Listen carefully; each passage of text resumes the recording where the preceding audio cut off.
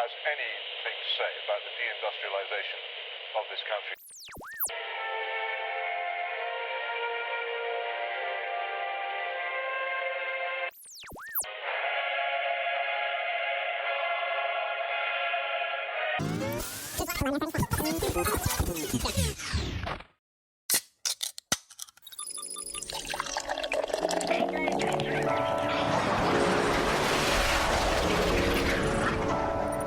Georgian townhouses on the moon, the highest GDP per capita in the Milky Way. Small modular reactors under every village green. This is Anglo-futurism.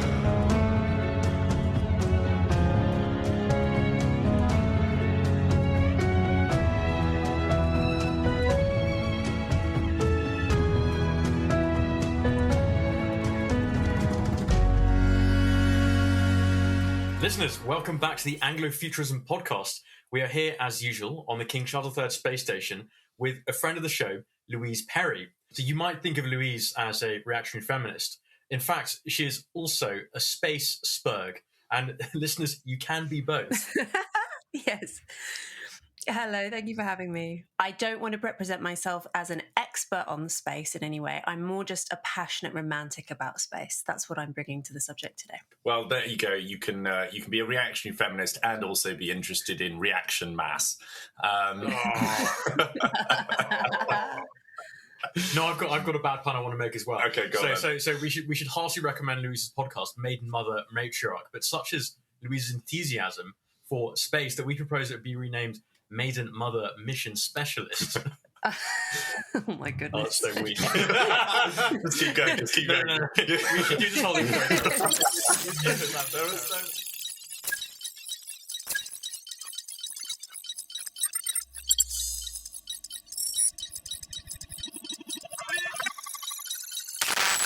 We've brought you up, Louise, sitting here in the bar with us on the Chesterfields to talk about what is Historic occasion. A historic occasion. It is the furthest that man, and that is potentially a relevant category distinction to make, man has ever gone. And yet, at the same time, we have a sort of a torn discussion about it at home, because some people are extremely excited about it. They see this as a great accomplishment for humankind, and yet others see it as a sort of frightful waste of money. They see it as actually downright sort of cruel to be celebrating this whilst there are people in poverty, starving, suffering in the sort of myriad ways they might. What attracts you about space? And I think I'm probably begging the question, but which side do you find yourself on? I'm a space enthusiast. I mean, not that I know anything about space really. Like I don't have any scientific knowledge as such, but I just find space incredibly romantic. And as a child, I was really obsessed with Apollo, and also really obsessed with the Age of Sail.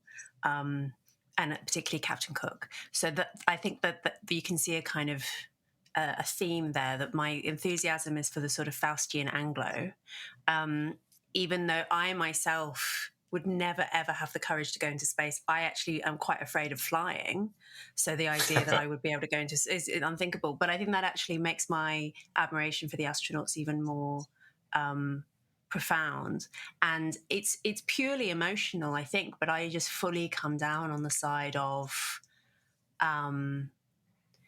I find the sort of Whitey on the moon position, which we've heard regularly reproduced this week in the media, but which has obviously been present since Apollo, provokes such a negative emotional response in me. I can't even tell you, but it's quite difficult to articulate. Well, yeah, I suppose that the Whitey on the moon argument is that instead of enacting these incredible civilizational feats, we should instead be throwing these billions down the infinite money piers.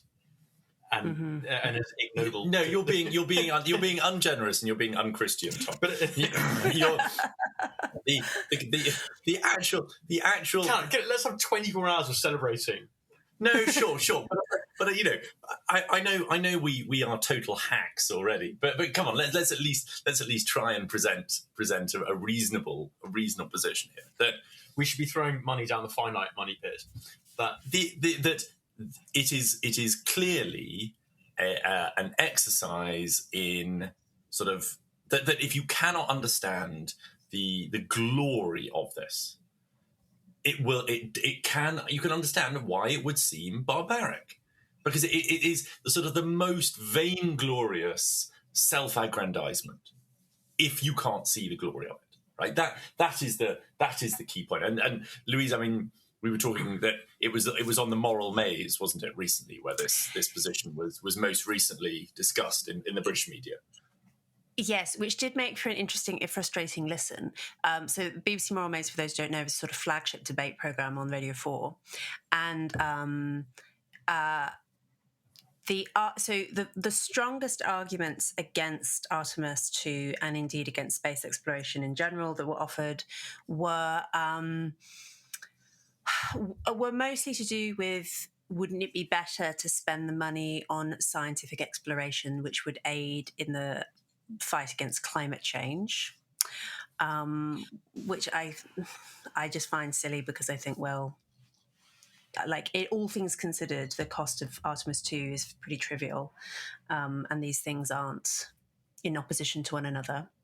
The weakest arguments that were made, I mean, they got on an American academic whose name I now forget, who said that it's wrong to think that space is uninhabited, and therefore that space colonialism doesn't harm anyone, because actually there are indigenous, I can't even say, start laughing, but she really did say this, there are indigenous groups who think that their ancestors live on the moon and therefore think that by touching the moon, the astronauts, or approaching it even as they are today, the astronauts are defiling the moon, and therefore that this is, a further act of European colonialism. It's a good which is because, if actually as a way of avoiding us actually having to pay money for our own space program, we could simply declare it already our own sort of ethnic birthright,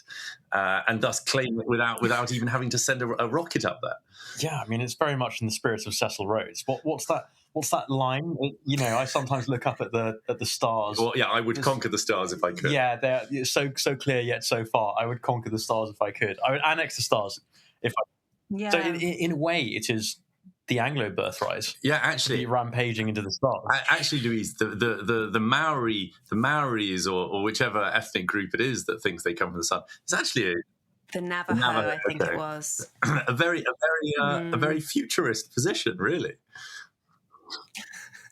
So, I mean, I guess to steelman not this specific claim about Navajo people living on the moon, but the more general claim about this being in kind of the spirit of colonialism, I think that's true.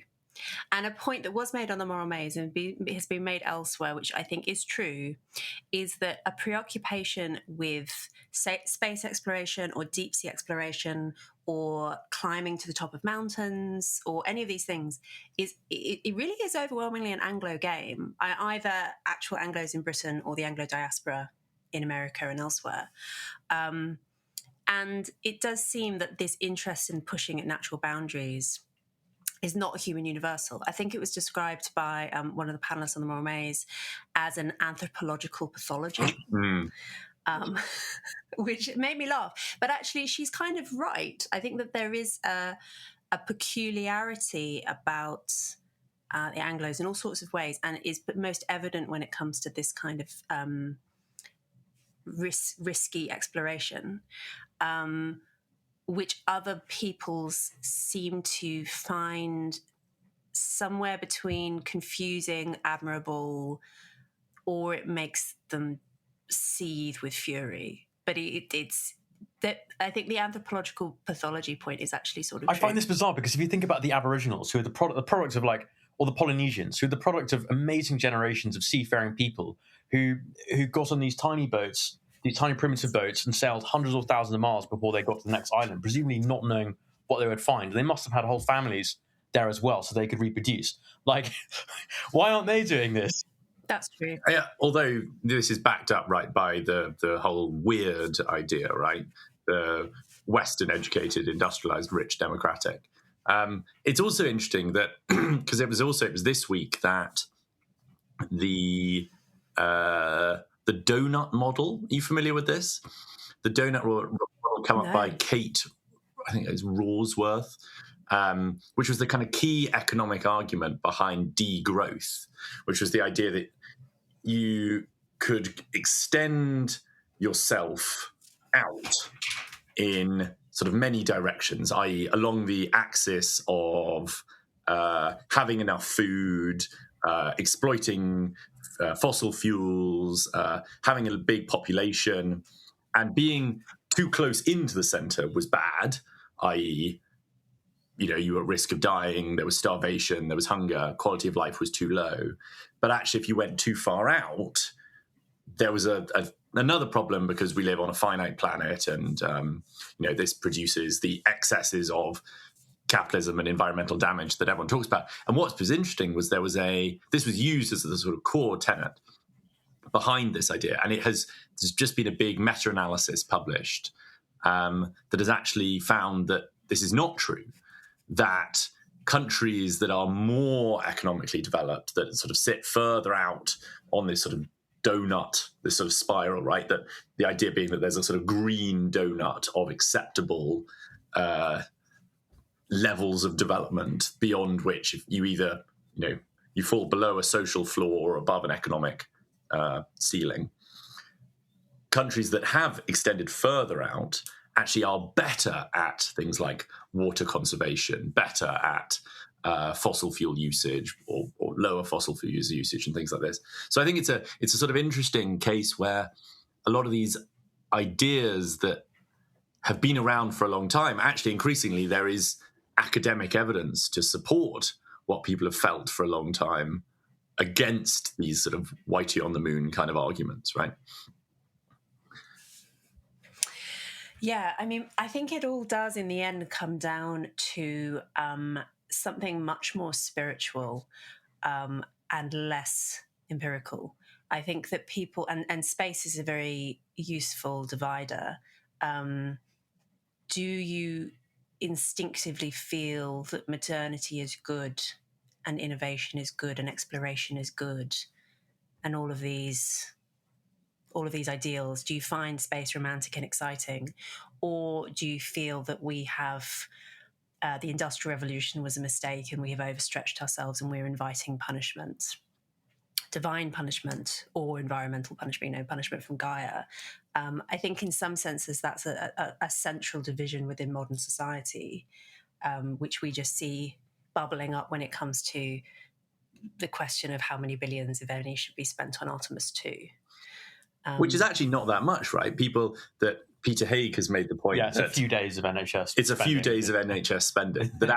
Right, of course. If we could have literally, if we diverted our international aid budget into space exploration, we could be doing this ourselves. So a very direct exchange there and choice of preferences. Wouldn't it be incredible if we were doing this ourselves? Extraordinary. Well, no, it could be us. In a parallel universe, a very gigantic, medium-sized country with technical acumen is actually the leader in space. Well, because you could just take the initiative, right? You could say, we move faster, we're more nimble, we could just coordinate effort and achieve this. Yeah, and there are actually extremely good space startups in this country, as you probably know. Yeah, unfortunately, I don't think they're building space launch systems. But like difficult technical satellite stuff. There's another startup that's doing a kind of fusion rocket engine that did. They conducted a successful test the other day on some component of it. So it could happen. Louise, I mean, I wouldn't necessarily have put you wholly on the side of modernity, though, and maybe this is time to bring up, because Louise, when I joined this call, she said, "Oh, very nice to meet you," because Louise has already interviewed Tom. But Louise, we have actually met once before, because I was one of 4 young people invited to your, I think, first and only dating event, singles event. Oh, really? So I was there. It was one of 4 people. No. There were lots of people. But I was one of sort of 4 young people. And there was a sort of small young contingent that most people were kind of late 20s, early 30s, and I think I was 23 or something. And Calum was gamely looking for love. I was looking for Mrs. Drysdale. He came straight from the Anglo Futurist Lonely Hearts Club. And I'll never forget, Louise. You stood up on a chair and you said, if one marriage comes out of this, it will be a great success. But none of you are allowed to sleep together on tonight. And I was reading. I don't know if there was a marriage. Yeah, I was also reading your book actually the first time I met an ex-girlfriend. So I feel, Louise, you've actually. Oh my God, the sensitive young man using Louise's books as a prop. So I think you've been sort of more present in my life, Louise, than you might imagine. But it's also a huge green flag if I meet a woman who is one of your fans, Louise. It's just like a very good. I would say the same of any gentleman. Yes, if a gentleman is a fan of Louise, it means the first 3 days might be a frustrating experience, but in the long run, she might be a keeper. But to actually bring this round, you're not a wholehearted lover of modernity, Louise. I know. I honestly, I can't tell you actually how much I've wrestled with this question. I think I've. Not that it's a binary. I mean, you don't actually have to come down fiercely on the side of either techno-optimism or techno-pessimism. But I think that increasingly, actually, I am a techno-optimist. But I guess what I am, and I'm kind of half joking when I say this, is I'm like a techno-theocrat. I basically think that we should be orientating scientific innovation towards the good, and as a Christian, I think the Christian good, and that it seems to me that actually during the greatest periods of scientific innovation, that is exactly what was happening. That was basically that's how I think we could describe the Victorian England as a techno-theocracy in some sense, right? And it seems to me that the key errors that have been made in terms of technology that has made life worse for people. I mean, obviously you can't always foretell exactly what technology will do, but technology that I particularly dislike, like internet porn or something like that, child sex robots, those kind of things. The problem with them is not the stuff itself. It's not the actual silicon or whatever that's gone into making these things. It's the fact that they're orientated not towards the good. And, there's no obvious political program that falls out of that. But I do feel that the revealed preference of almost everybody, with the exception of Uncle Ted, is that actually people like modernity, and they will move heaven and earth to, so to speak, to get to it and to have access to it for their children and to have more of it. And I think that the techno-pessimists have a hard time actually in persuading anyone to agree with them, because actually being safe and comfortable and rich is so obviously good, even if it causes other psychological side effects. But the psychological side effects are surmountable. Or climate change. But obviously climate change, yes, is a product of the Industrial Revolution. But also I think that the solutions to climate change can only be arrived at through more innovation. Well, and the dark green people have no answer to that except for obliterating most of humanity. I wonder whether we could make this kind of more concrete and less abstract. Louise, would you want to be on one of these long-term missions to Mars? Would you want to be torn away from the loving breasts of Mother Earth? Because it would seem consistent in some way with your views, and yes, you're sighing and shaking your head. No, because I am not personally courageous enough to do that. But can I support it in the abstract? I want someone to go to Mars. I wrote this about Elon. Well, Louise, you could put out a call to your listeners. Would you send a son? Would you send a son to Mars? I have thought about this, and I mean, I have two of them so far. I would hate it, but then I also think I am descended from a lot of people who went to the Antipodes. Both of my parents are from Australia and New Zealand, and my ancestors have been in the Southern Hemisphere for centuries. And that's basically what they did, is they got on a boat, very dangerous. Like at certain points, like child mortality on the trip to Australia was like 25%. And they rocked up at this place, which basically could have been Mars, and they never expected to see their families ever again, and mostly didn't. And that's amazing, right? I guess I must have that dog in me. Like, I'm descended from these people. I mean, there must be circumstances in which I would do that. Yeah. Although in some ways, actually, Mars would almost be easier, right? Because you could have video messages. There'd be a bit of a lag, but I suppose the letters. So. More hostile environment than New Zealand. Possibly. Dear Mum, the sun's gone out for another 6 months. Louise, what do you say to the idea, though, that a lot of this is sort of quite psychosexual? That actually it's a lot of the same instincts that drive man to, say, pornography and to sort of what's the correct way around, polyamorous or sort of polygamous, sex, wild oat spreading that also drives you to the moon. Like, how do you answer that? Well, I guess those instincts should be correctly channeled. I mean, yes, I think that the youthful energy of young men is like the most powerful substance in any society, and it can either make a society or it can destroy it. And so the question of how you channel that energy is one that we have always faced. And at the moment, I feel like part of what's causing malaise in our society is that we channel so much of that into video games and pornography, which, yes, does kind of make young men less dangerous in some sense, but also makes them completely miserable and unproductive. Other societies, I guess, kind of let them rip in a way that I also don't think is a good idea in terms of disorganized violence.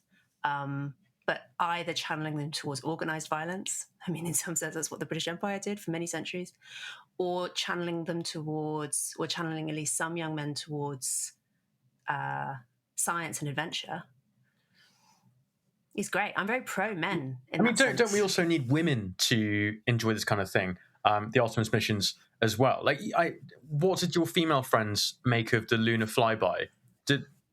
Did they care? No, they didn't care, Tom. I keep trying to discover. I keep asking my female friends, "Are you really excited about Artemis?" And the answer is always no. Despite Christina Koch, of course, the first. What's her exact title? The first woman to orbit the moon. Yeah, I mean, she's the first woman. As well as, of course, these are the four humans who've ever been this far away. Yes, right. I think she's so cool. I've been watching all these edits of her interviews and stuff, and I loved how NASA got them to do these really cool photo shoots where they got them all in their spacesuits and they step up to the podium, and I just this is great. I've really, really enjoyed all of the PR from this mission. I mean, you'd like her, Tom, because she sort of rotated between Antarctica and the Arctic. She was a sort of polar. Oh yeah, no. No. This true. She has an amazing backstory. Yeah, she's very cool. I mean, on the theme of. By the way, I think that she is probably Anglo in terms of background, because Koch is her husband's name. Look at her. Her parents both have English names. I assumed she'd never taken her husband's name. So although I looked up the ancestry of the other, both of you Anglo investigators. I was Anglo investigator. Just desperate for a win. Reed Wiseman, check. I think what are the other names? So Glover, maybe he's got some English ancestry, it sounds like it. And then I think what's the name of my fellow Canadian? Jeremy Hansen.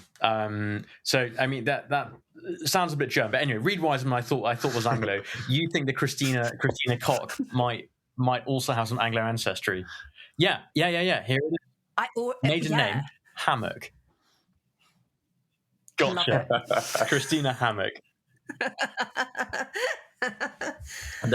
It's a sort of topic, Louise, that is kind of dear to a lot of people's hearts, because particularly in these sort of circles, because there's sort of the counterbalance to this idea of the dynamic energy of the young man, which is that actually, and I think I'm quite a strong believer in this, that young women are far greater creators of culture, in that the sort of slang generated and popularized massively comes from young women. Men tend to sort of seek where women are, which is a sort of driver of behavior. Why? I suppose there's two questions. Why do women not like these kind of things? For one, why don't they want to hang out with us?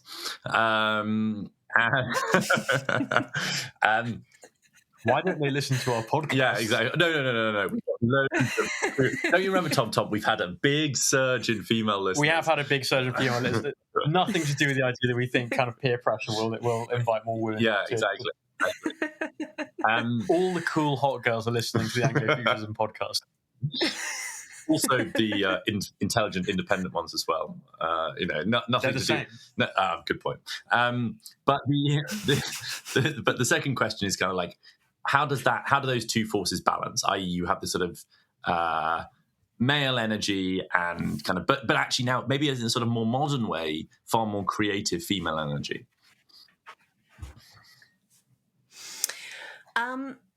I think that it would be kind of surprising, to be honest, if women were not less enthusiastic about space exploration, because I think the nature of it, one of the areas where there's quite a big sex gap in terms of personality is risk tolerance. And there is, so you would expect in general astronauts and fighter pilots, from whom astronauts are often drawn, to be just so much less likely to be women, even though it doesn't.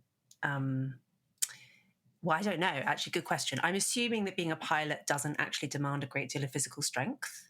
Although, actually, I have heard that Formula One drivers do actually require a surprising level of strength. Well, they've got huge necks, don't they? So maybe I'm wrong. Yeah, about they train. Yeah, so maybe I'm wrong. Maybe it's more physical than I'm giving credit for. But you would expect astronauts to be primarily male, and you would expect fans of, in general, this kind of adventurous exploration to be primarily male. It doesn't mean that women are necessarily opposed to it. Of female friends that I've asked about this, their response isn't negative. Their response is just, I'm not really interested. Like, in the same sense as they're not like, they don't watch the World Cup or something. They're just like, cool, fine, like let the boys do it. I guess that does though become a problem, and I know, Tom, we spoke about this when you came on my podcast a little while ago, with public funding for space exploration in democracies, because of course women are half of the voter base and might be persuaded by the whitey on the moon position, and it's, to the extent that actually I've been wondering, you might know better than me, why we've taken such a long time to go back to the moon. And I know part of the reason will be that it was a race with the Russians that the Americans won. So, like, why keep at it? And maybe it didn't seem as obviously useful for some decades. I don't know. And some, like, I believe Trump is a big space fan. So, and presumably a listener to your podcast, I can only assume. And so one of the great. He, I think, is like personally, yeah, right, and a great Anglo-futurist in some sense. He has personally, I think, encouraged NASA to do this. Yeah, in his first term. Part of it. Yeah. So yeah, right. And now he's getting to reap the benefits. So yeah, but it's also I think there's also a point here of like NASA dysfunction.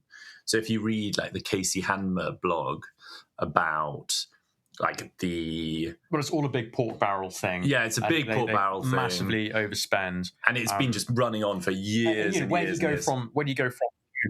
That's interesting. I think one of the kind of implicit reasons is it's a much bigger deal technologically to go to Mars than the moon. So it's this huge jump. So like they may have thought that realistically the option was to just keep doing the same expensive thing over and over again, or try this even more expensive thing when it was already quite unpopular for them to be spending lots of money on it. So I can see why successive presidents didn't have this at the top of their list of priorities. Yeah, but well, and actually, sorry, go on. And on the ideological point about it being unpopular and expensive,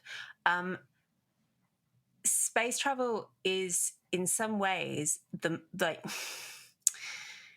phrasing this carefully. It is very strongly associated with white American men, and white American men are on the wrong side of the political revolution that's occurred since Apollo.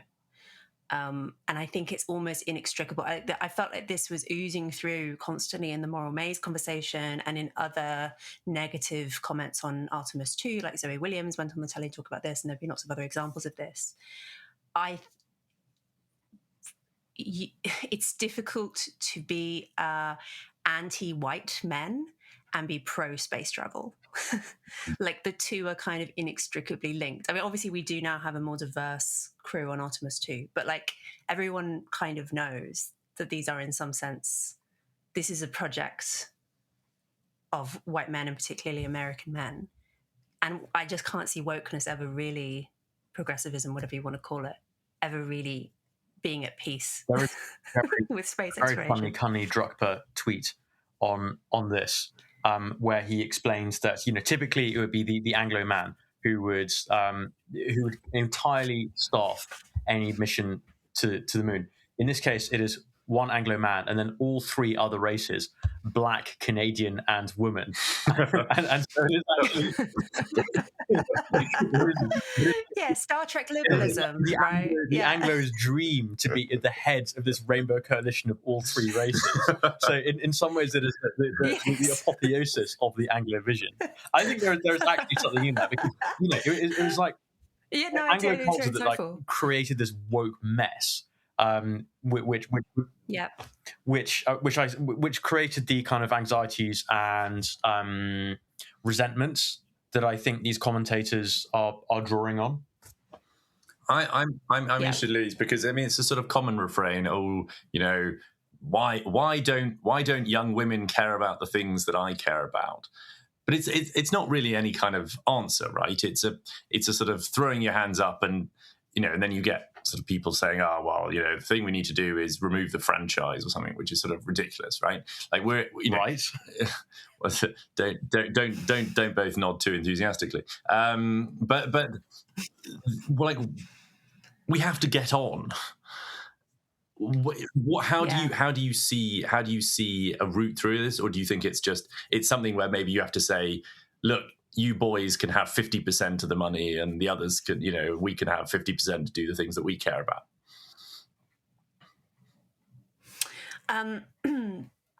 Yeah, I mean, even if you remove the franchise from women, women and particularly like hot women would continue to have so much social influence that it almost doesn't matter. I mean, that was the argument that was used by anti-suffragists at the time. Like women already have loads of influence through other ways. Like they have influence on their husbands, they have influence in civil society, they don't need to vote.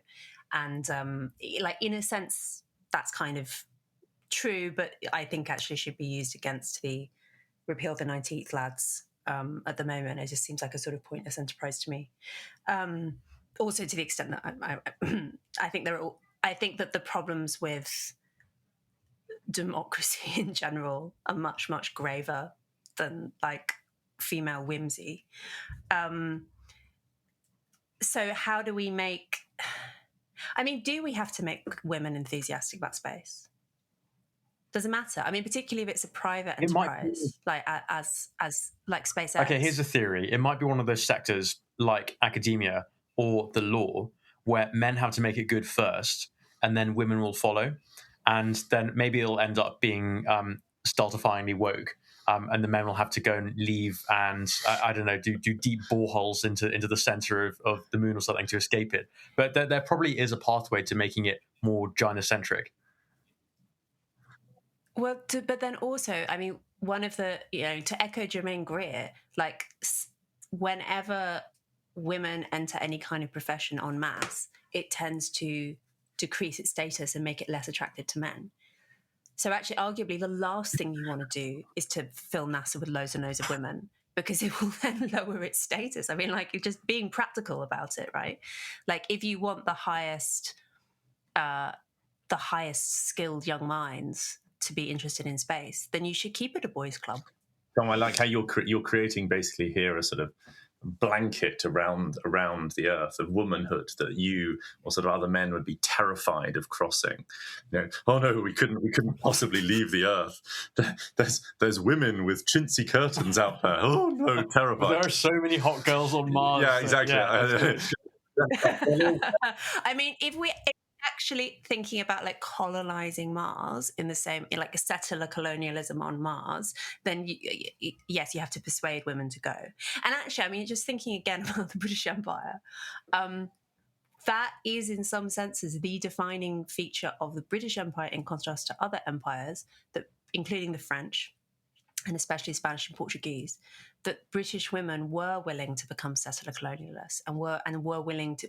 British women were courageous enough to get on these ships and go to the other side of the world. And actually persuading women of other nations to do so proved to be almost impossible, which is why South America is populated by like mixed race people, mostly like the children of Spanish and Portuguese men who went out and then had children with native women, whereas Canada, Australia, New Zealand, etc., were like reproductions of British society in a very different kind of model. So what I'm saying is that if anyone is going to colonize Mars, like do settler colonialism on Mars, it will have to be the British, because historically they're the only people who've ever had desire to do that. Whether it's still in there, I don't know. Calum, spoiler alert, Calum did find love, albeit not at the main. Oh, good. But I wondered, do you think Jessie would come with you to go forth and multiply on Mars? I think potentially we'd have to see if we could sort of prefab Heaven. And Heaven the Gay Club, and kind of pack it up into ISO containers and sort of ship it to Mars, and then surely we're trying to build a population. No offense to our gay listeners, but maybe they're not going to be the most No, I know. Maybe this is wrong. No. Yeah, you're underestimating. I apologise to the gay community. You're underestimating the who would sort of, this is a parlier point, right? The sort of suppression of desire that is necessary for creative energy and creative work. That actually heaven could be sort of hidden in a crevice somewhere, and that only those particularly closeted men who had sort of achieved the largest agricultural yield out of the regolith would be sort of granted a chit to go and bump and grind in the crevasse. Wow, you're really selling it. But this is vividly imagined. Mars space colony. Not the first time he's thought about that crevasse.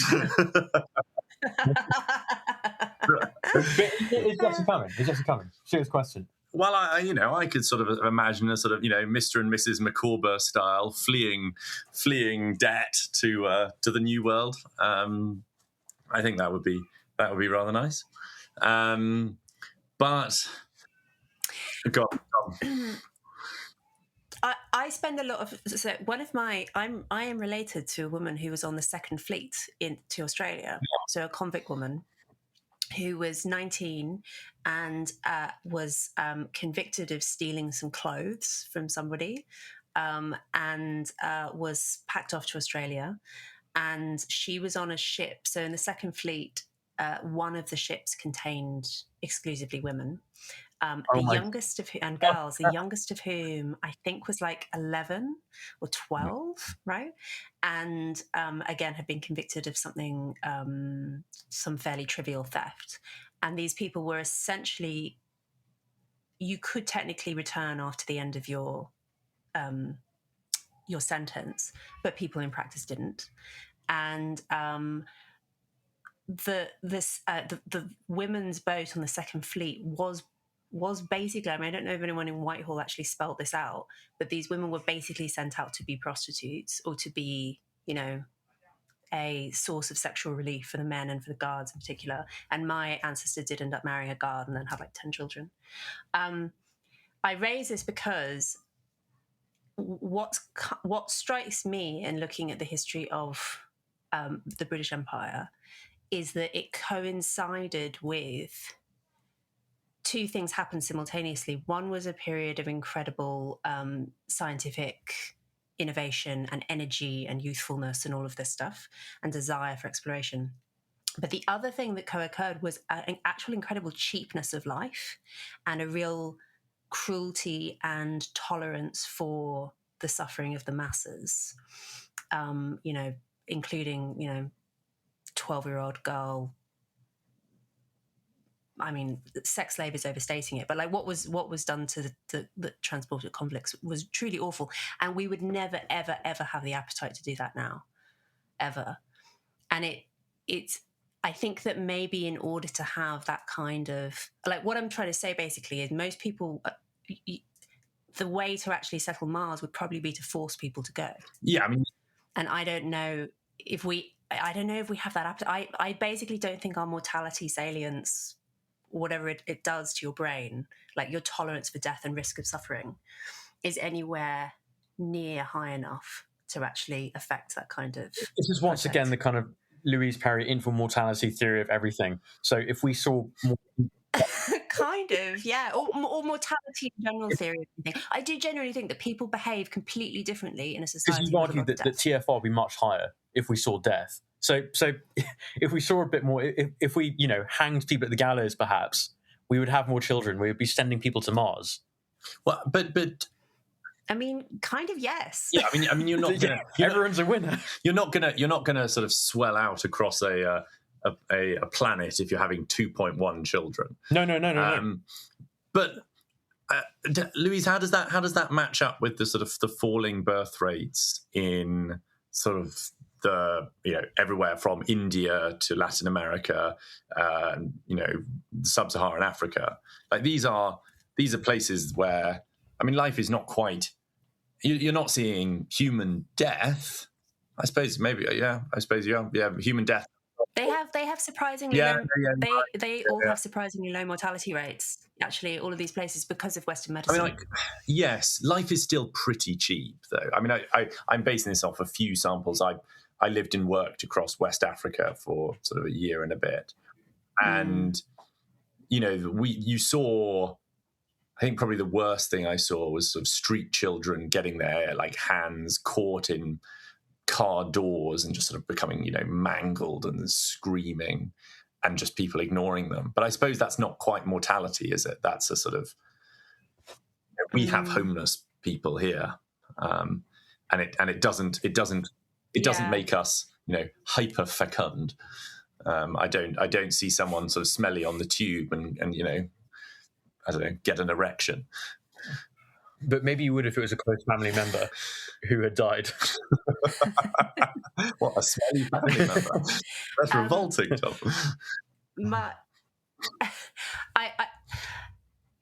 I guess I think that I don't want to be a downer because obviously I'm very excited about Artemis II, and it's come as a real it feels like a genuine moment of optimism, and it makes me agree with Elon Musk's take that actually one of the good things about going to Mars, aside from all of the economic benefits or whatever, is it offers a kind of psychological renewal, and it will make us feel good and excited. And I think he's right about that, and I feel good and excited about space exploration. But I do think that if we can learn anything from the last great period of expansion, I'm arguing against the moral maze. The moral maze episode was touted as do we risk making the same mistakes as of the colonial past? I'm seriously engaging with that question. I just don't know if we have the social ingredients right now necessary to actually replicate anything like that at scale. I mean, it might just be completely different because we have AI at our disposal, or all of these things. But actually, what the astronauts on Artemis II are doing right now is an act of astonishing physical bravery. And in a society like ours, which is, thanks to modernity, thanks to the efforts of people like this throughout history, very safe and comfortable, and we all expect to live to a ripe old age, etc., and have 0.7 children, if that. People don't have that dog in them now. It's so much rarer, I think, that kind of recklessness. And I mean, I believe like in the age of sail exploration, I read the other day it was like 50% mortality rate would be a completely reasonable expectation for, say, the exploration of the Americas. And that's like almost unthinkable now. I'm not sure if we can be a really expansionist society when we have so little tolerance of an experience of mortality. Do you think private enterprise offers almost a way out, in that you get less of a what's the sort of parallel? Less of an Apollo mission and more of an East India Company style dash, where if there's a profit motive, actually, that people will still, a state isn't sending them to their deaths; they're sort of sending themselves to their deaths, right. Maybe. It's there's tungsten in them, Mons. Yeah, exactly. that means you spend another 3 hours out with your oxygen filter failing, because the promise of returning as, I don't know what the space equivalent of a nabob is, but is there. Well, I think people respond to incentives, right? So if there's a lot of money on offer for people to go to the frontier and they get paid some fee, or they can cover themselves in glory somehow, I feel surely that would access some part of the young person's or the young male's psyche that is otherwise dormant. And then of course it'll be all over TikTok and social media, and then I like to think some sort of flywheel effect, whereby like the young men will know that this is like a source of glory, and because they're young men, like the fundamental biological architecture hasn't changed. Like they will still be inclined to take some risk to earn that status. Although, can I ask maybe a provocative question? The most adventurous people at the moment, the ones who we would probably say are taking the most risks, being most dynamic in their lives, are the Afghan refugees. Surely, that actually that is the most equivalent. They come across the world to get their end away. They are putting in, taking themselves at huge physical danger in order to this goal, right? That actually, you say that the biological machinery is still there. Surely this actually supports your point, Louise, more, that you get a bit comfortable. These this adventuring, frontier-seeking attitude is actually largely a product of a sort of surplus of young men that you need to get rid of, and a new technology that opens up new frontiers. That actually maybe the demographics mean that you don't ever need to, because there are always going to be fewer children than there are sort of old people, so the housing spaces will open up, and actually it could be all right. I think the reason that we're seeing these young, by the way, they're proving the point that actually people love modernity and they desperately seek out modernity. It's strange.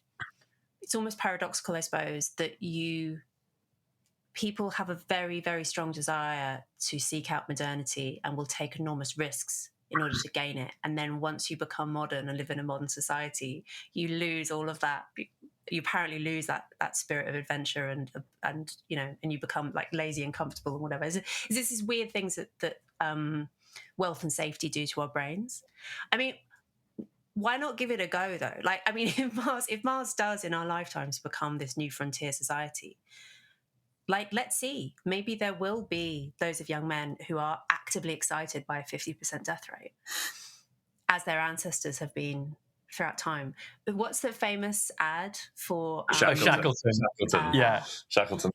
Yes, right. Very little chance of return, etc. Yeah, long hours. Yeah, exactly. Uncertain chance of return. Yeah. If we have, I may be being way too despondent about how subdued we have become as a population. I'm sure that there are people out there who would try it, and maybe it would become glamorous, exciting, whatever. I don't really want my sons to do this. I don't fancy. I have 2 sons. 50% death rate doesn't sound very good. You still got one. Well, yeah, and you have to just hope that they're not drawing from a random distribution, and that you've imbued them with the character and spirit that will mean that they will come out on top. So you're going to be saying, no, don't Allow do them to science lessons, survive, don't learn to fly a plane, just keep doing art subjects. Exactly. Like Tom, maybe you should read some more poetry. They both become podcasters. A fate worse than death. All we should aspire to. Yeah. I mean, there's also this worry, I suppose, that you'll know about the overview effect, and probably most of our listeners do as well. But the overview effect is when you go to space and you see the Earth and you're struck by its fragility and beauty. And it seems to make people think, oh my God, like borders are meaningless, and we're all one, and so it imbues people with a kind of sense of utopian universalism. And I fear that this is actually quite dangerous for our schemes. It's quite contrary to the kind of spirits of chauvinistic adventure. I think that I believe is necessary to propel people to the far reaches of the solar system. There's an easy answer to this, Tom. You get on the spaceship and then you just pull the blinds down. Yeah, don't look around. You won't. Just don't look back. The post-lunar depression as well. In all seriousness, this is my big reason for not wanting. If someone offered me, we get these polls. I think YouGov did another one last week. Like, would you go to the moon? And loads of these annoying bovine respondents are like, no, because there's nothing to do there. No, because it would be boring. My genuine reason for not wanting to go to the moon is because I think it would cause me psychological collapse. I just don't think I'm psychologically robust enough to deal exactly with the overview effect. And even among astronauts who are selected for their mental robustness, there's really high rates of post-lunar depression and indeed of divorce and all sorts of personal crises having been to space, because I think it really does our monkey brains are not, my monkey brain can barely stand flying. I look down and I'm like, that is way too high. I'm not into this. Presumably Mars would have the same effect, it would drive people insane. In the same way that going to Australia clearly drove some people insane. But more so because it's even stranger. I wonder whether normies would actually be I consider myself a bit of a normie, and in my career I've spent whole hours of days talking to people who think the world is going to end, and then it would be pretty terrifying for me in the moments, and then I would still be leaving the interview thinking oh, what's for supper? And I think if this stuff doesn't pass all the way down your brainstem, and if you're a normie it doesn't, then maybe you will be fine. There's a good essay by, I think it's Venkatesh Rao, where he talks about how much technology is designed to be kind of skeuomorphic. The idea being that skeuomorphic design, which is that new technology inherits the look from the old. Yeah, so the floppy disk. Exactly. The save image is exactly. And how things like trains, the speed of acceleration is designed so that you're basically never experiencing forces that different to what someone riding a horse might have ever felt.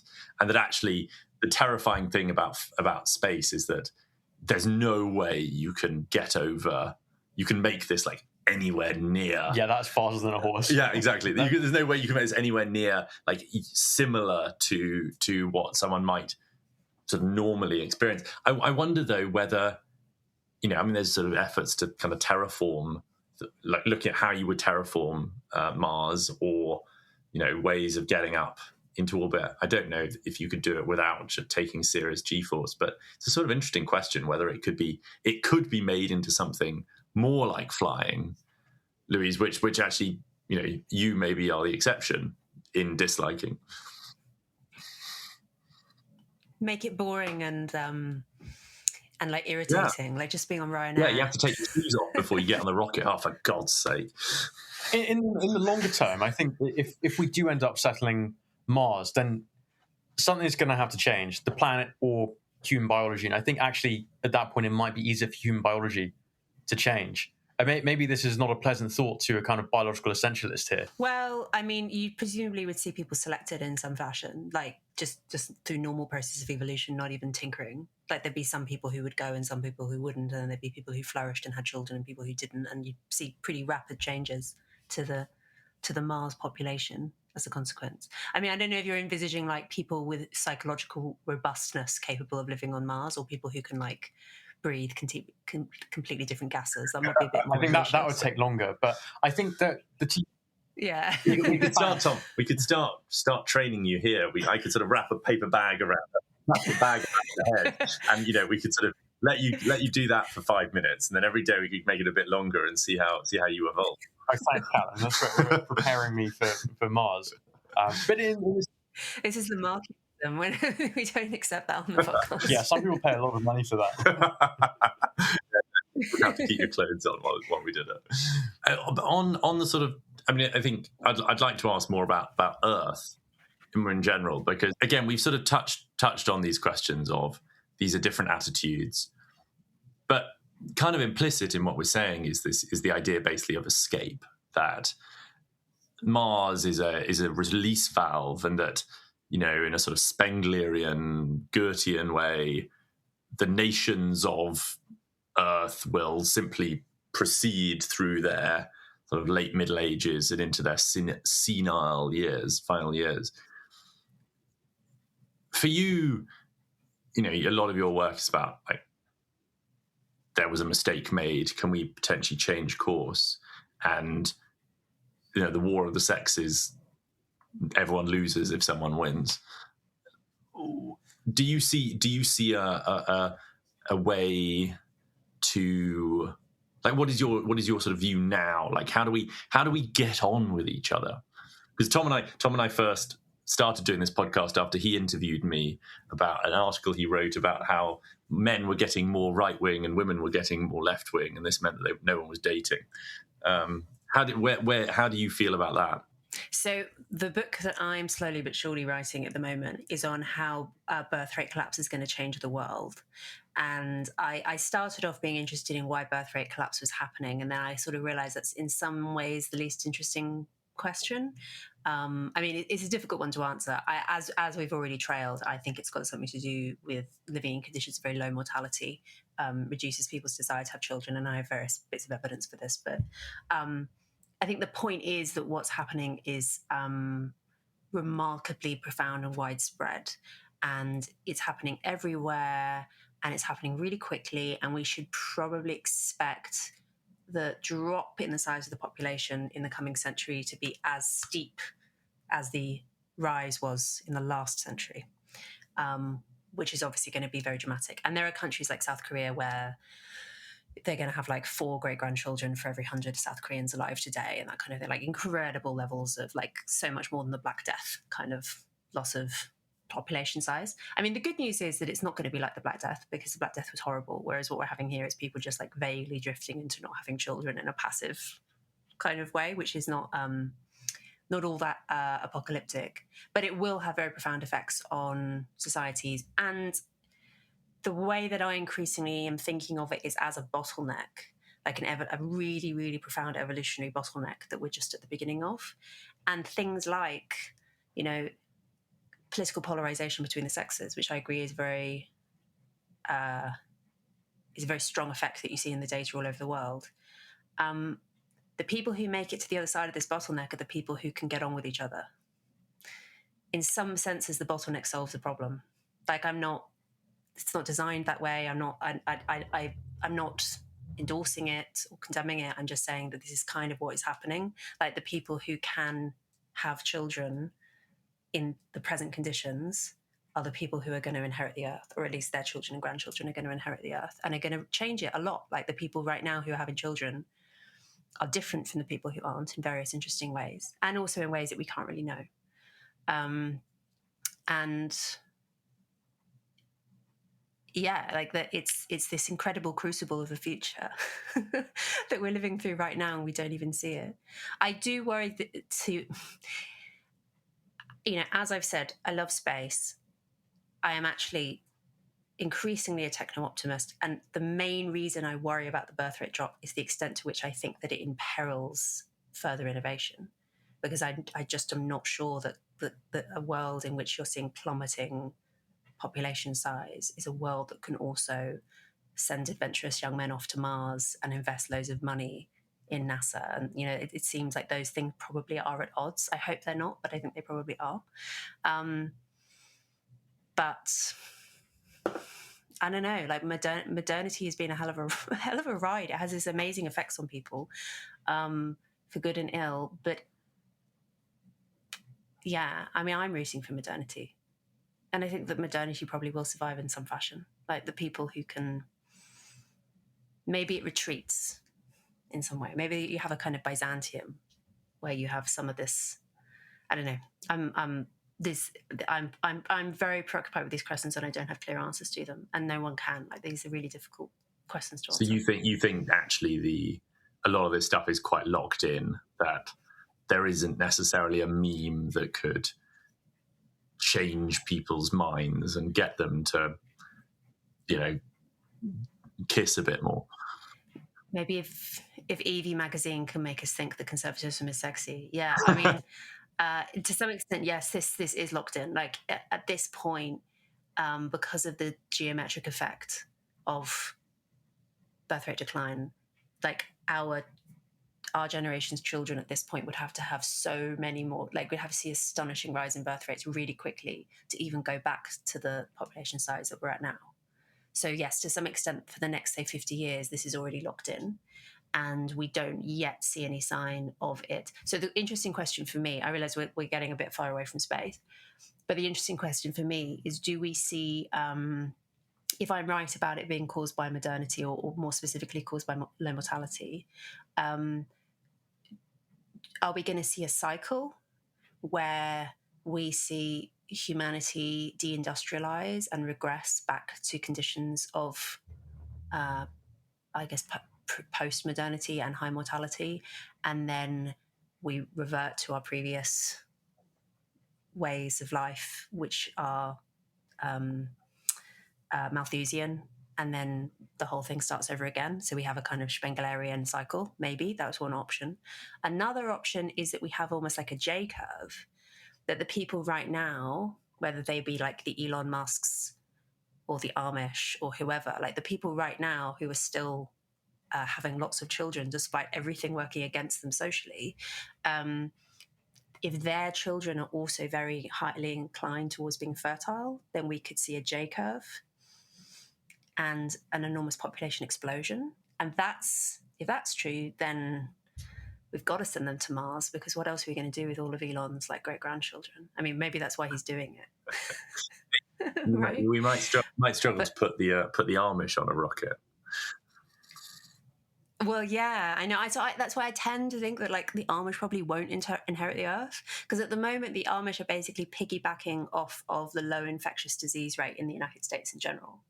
Like, left to their own devices, their infant mortality rate would return to the species norm, which is like a third to a half.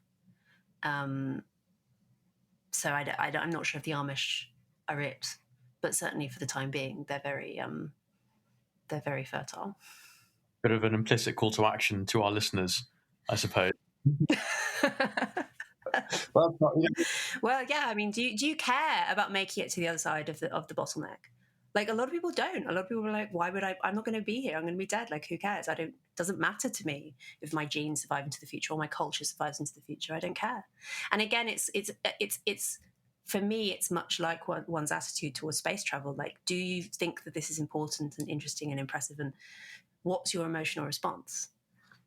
And for a lot of people, apparently, they neither care about space nor care about their own genetic line coming to an abrupt halt. Well, because they just don't care. And those people, as you say, it means you have to take an economic penalty at the moment, right? Yeah, basically, and it hits your status, and it's tiring, and whatever. you're voting with your feet.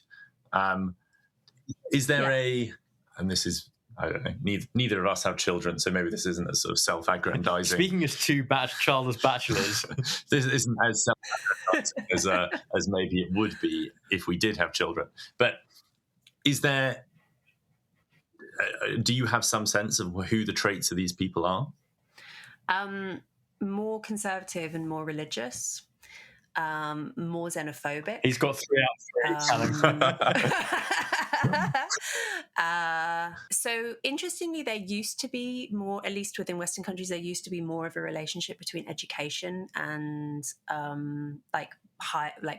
more intelligent, highly educated people have fewer children. I think that's less true now, actually. But the religion factor is really quite strong, and the partisan gap is really quite strong. So those are two things that we can be fairly confident are going to shape the future. It's one of the reasons I just think wokeness is such a, like, it's very destructive at the moment, but like it's not going to last, because the people who embrace that ideology most enthusiastically are socially sterile.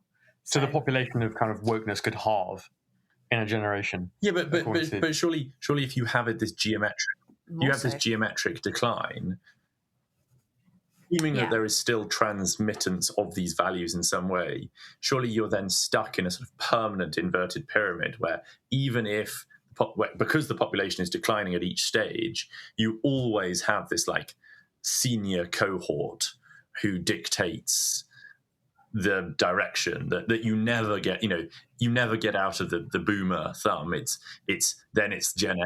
Oh, democracy can't survive this. Really? You think and how does it fall apart? Do you think? I mean, maybe in the way that it's already falling apart, that you just like endlessly expand the franchise until it's completely meaningless. Like with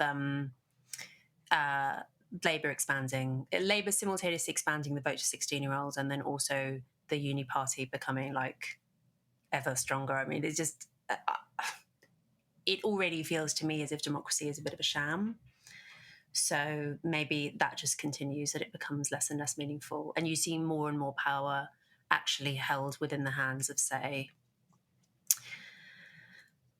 a small group of oligarchs and other institutions, maybe, like including, like private space travel kind of companies and tech companies. I mean, it's already the case that, like, in some sense, Mark Zuckerberg has more power over my life than loads of British politicians.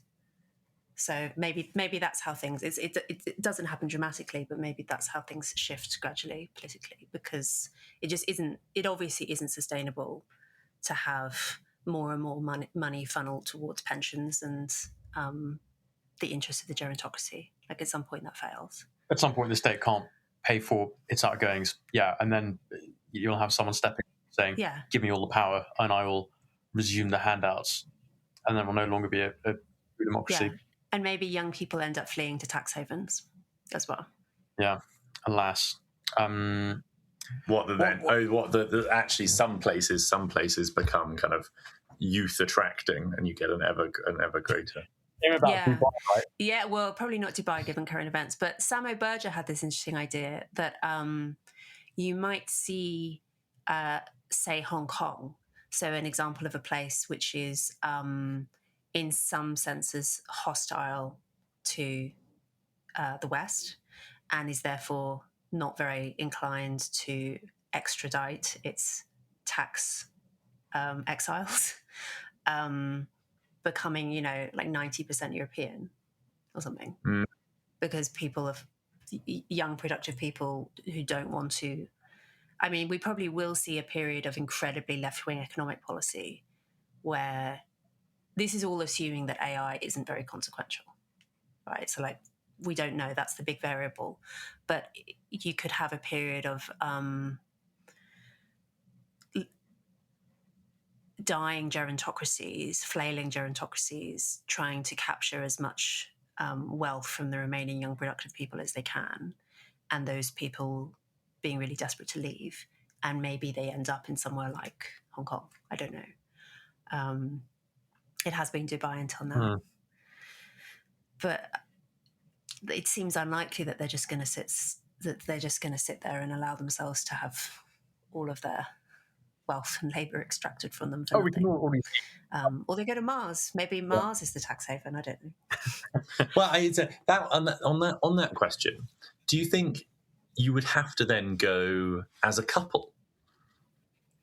Do you think that is then the condition? Because that's a sort of interesting idea, right? That if you're in this extreme environment, almost as part of your bottleneck, the most direct way of filtering is are you married? Have you already been able to demonstrate this ability to get on with? Like Noah's Ark. Yeah, Calum. exactly. The animals went in 2 by 2. Yeah. Yeah. And because that's the only way you could do it. That's the only way that you could possibly maintain it. Or, put another way, actually, if given the numbers of transports are so low, do you actually have to have a sort of enforced polyamory to avoid inbreeding? People do have a bit of a tendency to revert to polyamory, at least in a mild form, when they have the repressive boot of monogamy removed from them. But then at the same time, I mean, it depends on what kind of time frame we're talking about. Like when I'm talking about the tax haven model, that's like 20, 30 years from now, maybe. Whereas when we're talking about the super religious conservative people coming out the other side of the bottleneck, that's more like a century from now. So I'm talking like slightly different time frames. And we should... It may be that the two societies that get formed by those two events are different from one another. But Mars as well, right? Mars is the third society. Yeah. What is the course of events that you would like to see, particularly for this country, say 50 years from now? What would you want to see in that period? Oh, I mean, I obviously want to see Britain return to her glorious pomp, right? Obviously. I do. I have this... The British diaspora is still one of the largest ethnic groups in the world. It's like 250 million people or something like this. So because of 19th century expansionism, and I am hugely optimistic for the British diaspora. America is still a superpower. Donald Trump is still fond of Scotland because that's where his mum is from. There is still actually an enormous amount of political power within the hands of the British diaspora. We've just been hit over the head by communism with Anglo characteristics, as I like to think of it. But I'm not sure how optimistic I am about Britain. If that makes sense. I don't know. You think? I mean, I would. The coal mine of the diaspora. Well, or just there might just have been too many bad decisions made and too much bad luck for us to ever return to that to anything like our days of glory. What would the things on the national level, but actually also on the personal level? Like what are the decisions that one should make then in this locked in world? Massive space program, complete ban on jobs. What? What should listeners do? There's two levels to it, right? There's what you want on the national level, but there's also what you want as at the individual level. I mean, what I want at the national level is for Britain to do everything it can to attract back talented members of the British diaspora, aggressively. That seems to me like, of all the things that you could do, that's probably the most important thing that you could do. And there's heaps of them.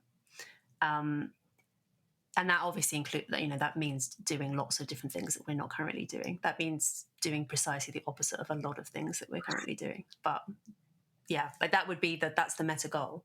In terms of the personal point, I mean, the book that I'm writing was originally titled "The Case for Having Kids." It will probably have a different title now. But I actually genuinely for listeners, in all seriousness, the best decision that you can make now with the assuming that you're about our age, the best decision you can make now with the next decade of your life is to have several children. If only just purely for selfish reasons, because there is going to be no pension waiting for you. There is going to be no national health service waiting for you. None of this stuff is currently sustainable. Your best hope for living a comfortable life as an older person is to be supported by your children.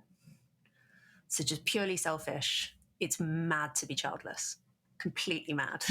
And to think that the state is going to be waiting to pick up the pieces for you, it just won't be. And also, I mean, I just obviously think, I wonder if you two do as well, actually. So you love space. Do you also feel instinctively like a desire for personal legacy as well? do you feel horror at the idea of your genetic line being extinguished? Is it the same impulse? It doesn't feel like the same. I have loved space since I was 4 or 5 years old, and I think it's only later in life that I've felt it would actually be a kind of failure in some ways not to leave any genetic imprint on the planet. So I'm not sure if it comes from exactly the same place. That feels there's some overlap in those parts of psychology. Tom, you have to remember, Louise had an effective altruist phase. I've already confessed to Louise. We've discussed this. Yes. Which, I think, and I mean, I trained as a biochemist, so have always been sort of slightly more in the wetter end of the sciences rather than the the clean Apollonian sort of pillars of space. I grew up. I'm the oldest of 4, so I think kind of for me, the idea of having children, it was that, and then sort of going abroad in your sort of early 30s. So I grew up in Germany, and sort of parents moved around, and the whole sort of family moved with them. So I think that for me, that is just the model of what one does. I did tell my mother yesterday that I was sort of looking to be married before and having children before 30, and she was like, "There's no way you're responsible enough." So although she's probably not the most important woman I have to convince.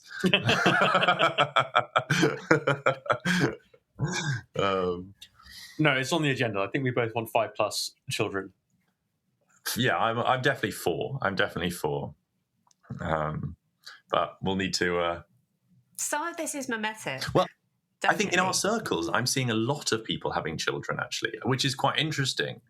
Yeah. In that it definitely, as you say, there's the whole lines about seeing children is one of the best. I think this might even come from your book. Seeing children is one of the best ways of creating more children.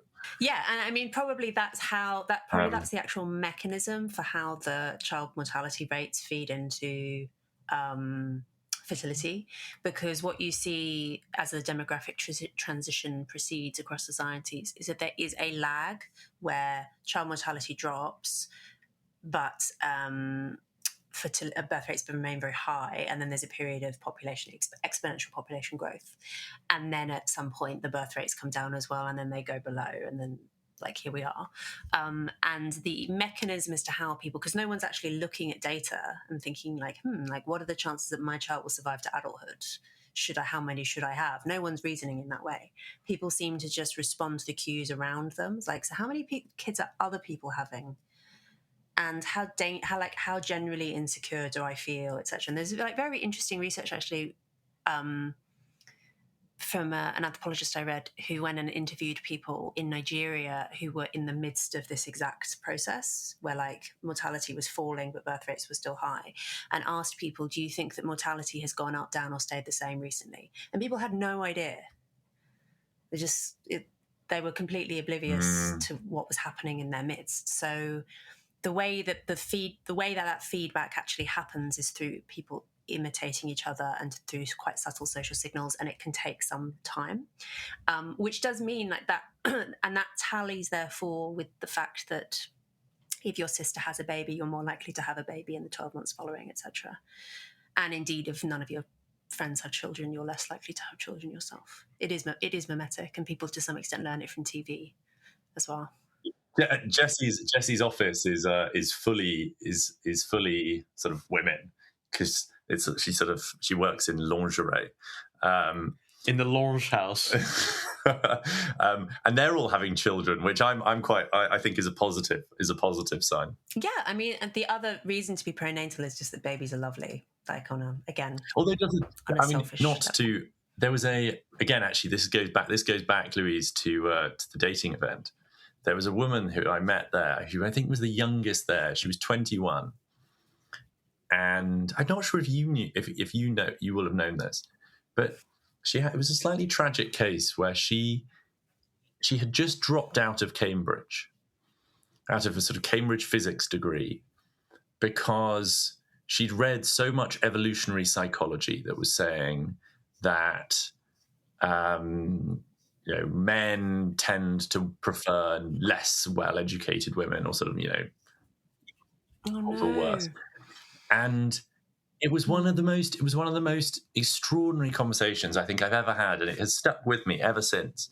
That she was sort of able to say, "I know that I probably haven't done the right thing, but this idea has sort of buried itself so deeply in." This is her. It had buried itself so deeply in her mind that she couldn't get past this. And it's a sort of interesting example of memes are blunt weapons. And and people are, you never get quite what you want. And unfortunately, with a bell curve, there will be people on every side, each end, that get kind of affected. But it has stuck with me. It's stuck with me ever since. And I don't really have a reason for telling. I just it's this astonishing story. I wish you'd asked me, because I would have said, if you want to find a husband, Cambridge is the perfect place to get your MRS. Like, just think of it in those terms. Would have been my take. But yeah, I mean, memes can be really powerful things. Like ideology is another way of expressing it. Ideology can be a really powerful thing. Much as I'd like to be a kind of crude historic materialist, like, it is clearly the case that people will upend their lives in all sorts of ways, and when they encounter certain ideas, which are really powerful. One of which is communism, is a very, very powerful ideology. Are you less convinced by the whole idea of the pill that you talked about in your first book then now? Does that sort of have You mean less sort of weight on your thinking? Well, I think the pill has had a very transformative effects in terms of relationship dynamics. I think it probably isn't actually. I was kind of hoping when I embarked on this book project that this would be the flip side of the pill. It would be the pill has also caused, the contraception has also caused the birth rate decline. But actually, I don't think it has. Weirdly, you'd think it would. It would really make sense if it would, because it's you roughly, like, the dates roughly track that the pill comes around in the 60s, and then you see rich countries dropping below replacement in the 70s. And yet, no. I mean, weirdly, actually, people pre-pill, but birth rates have been dropping in rich countries since the 19th century. So long before the pill came along, people were managing to reduce the size of their families already. And they, of course, were doing it through strategic abstinence rather than through contraception. But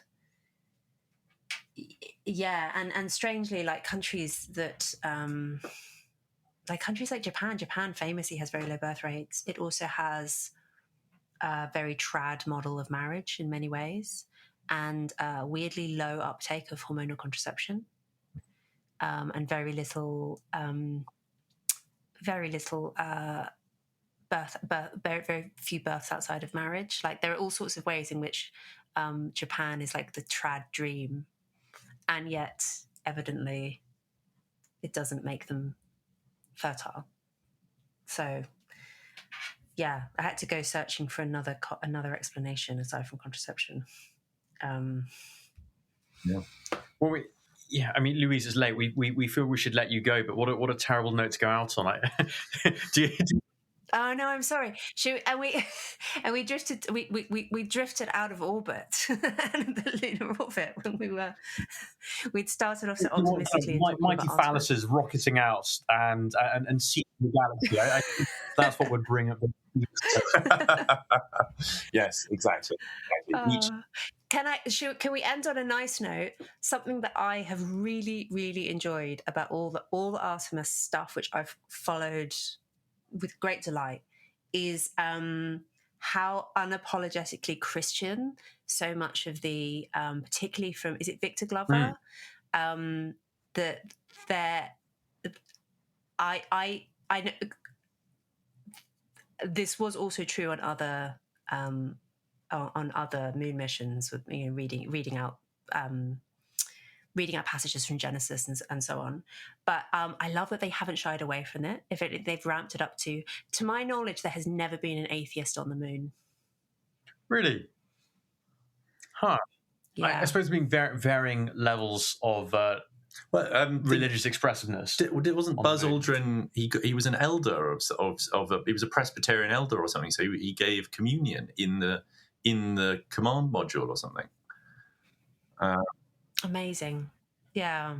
And all the Reddit atheists are absolutely seething about this week. They're so I'm going to make another confession, which will appall you, which is that I'm an atheist as well. But I don't mind. I think I'll go to the moon, Tom. I think it's yeah, exactly. You'll be banned. You'll be banned from the moon. The moon is a Christian country. You just got to respect it. Yeah. Well, it's we just need to make sure that the same applies to Mars, Louise. Isn't the bishop? My husband told me that the Bishop of Orlando. So the deal with a new territory when it's discovered is that the bishop of the place where the person who discovered it is from ends up being the bishop of that new place, which means that the Bishop of Orlando is also the bishop of the moon. Yeah. Which is so the whole of Mars is up for grabs. Well, which is why we have someone in mind. The Reverend Mark Walker of St. Bart's is going to. He's going to have the bishopric of Mars. Bishop of the Moon. Oh, Bishop of Mars, yes, amazing. Yeah, but it will mean that we'll have to knock down like Spitalfields to convert it into a launch pad in order to make sure that it can take off from inside his parish. Well, as William Blake wrote, the cutworm forgives the plough.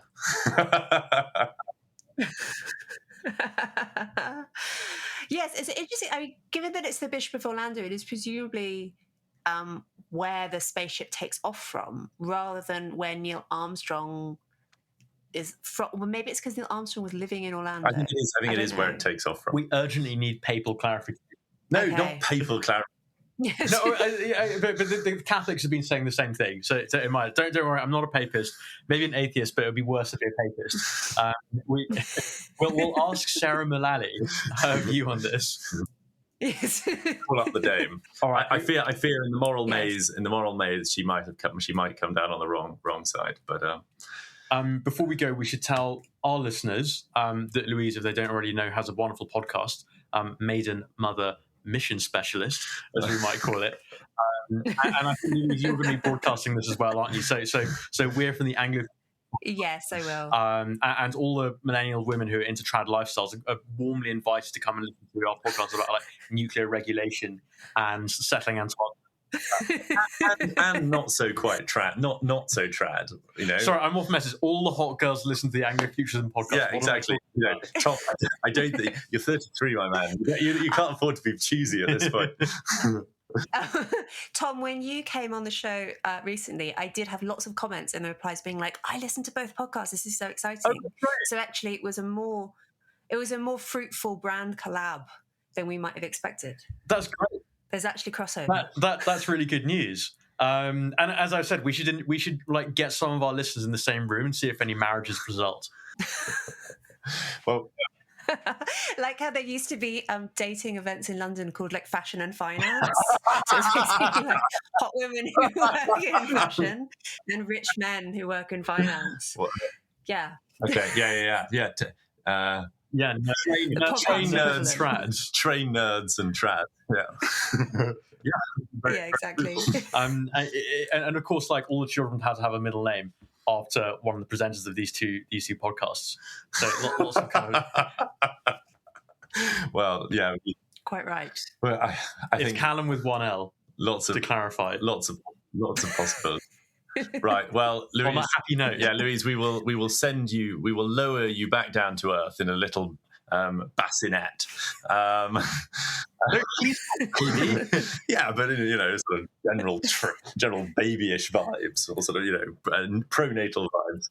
And this stuff is this stuff is mimetic. This stuff is mimetic. If the basket is big enough and enough women see it as it descends, it's a stork that's going through the sky and it's like holding a bassinet. Or something. Yeah, okay. That's what we're going to put on the way down to it.